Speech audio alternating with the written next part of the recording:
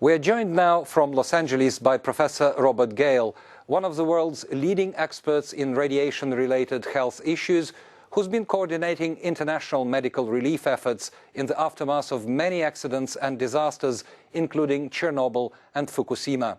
When you first arrived in the Soviet Union a few days after the Chernobyl explosion, you've met the country's leadership, including President Mikhail Gorbachev. Have you been given the full information available at the time about the scale of the disaster? Because the majority of population, both in the country and the outside world, were kept in the dark. I think I had a pretty reasonable handle, but of course when I first arrived, all of my attention was on the most severely affected people who were flown to Moscow, and I didn't get a complete appreciation until we flew down to the Ukraine a few days later. What's your assessment of the medical response with regard to general population in the affected areas? Was it adequate?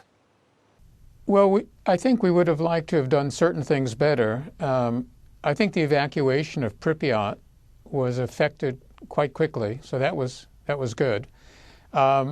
Evacuation of certain other areas was delayed, and I think from a medical point of view, the most serious problem we faced was that we couldn't quarantine all of the food that should have been quarantined, and we couldn't distribute iodine tablets, so that we wound up with a number, several thousand young people who developed thyroid cancer. And that is something we were successful, I think, in preventing after Fukushima, for example.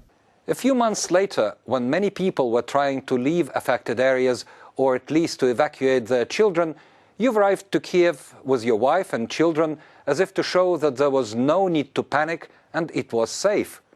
It probably was safe to be there for a few days, but it must have been a different story for people left behind. Right. Well, I mean, the point of my coming there with my family was to prevent, this unplanned evacuation with people crowding into the station and so forth, and so that we could sensibly plan the movement of people and avoid, any kind of catastrophe. That's what we try to do in a nuclear accident. We try to make reasoned evacuations, making sure that where people go, they're not lost from medical contact and so forth and so on. 31 deaths from acute radiation sickness were directly linked to the Chernobyl disaster in the immediate aftermath. But what's your assessment of the potential number of victims due to long-term effects of radiation? Right. Well, if we focus really just on radiation effects, not all of the problems that we have with people being displaced and psychological problems.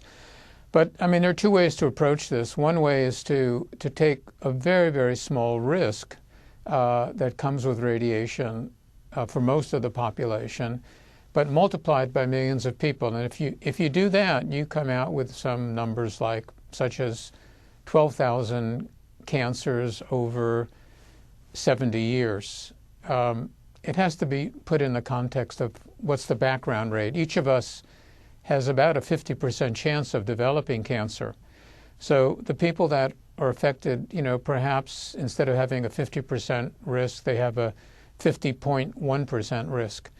So it's unfortunate, quite unfortunate, but it would in no way compare, for example, with cigarette smoking or drinking alcohol.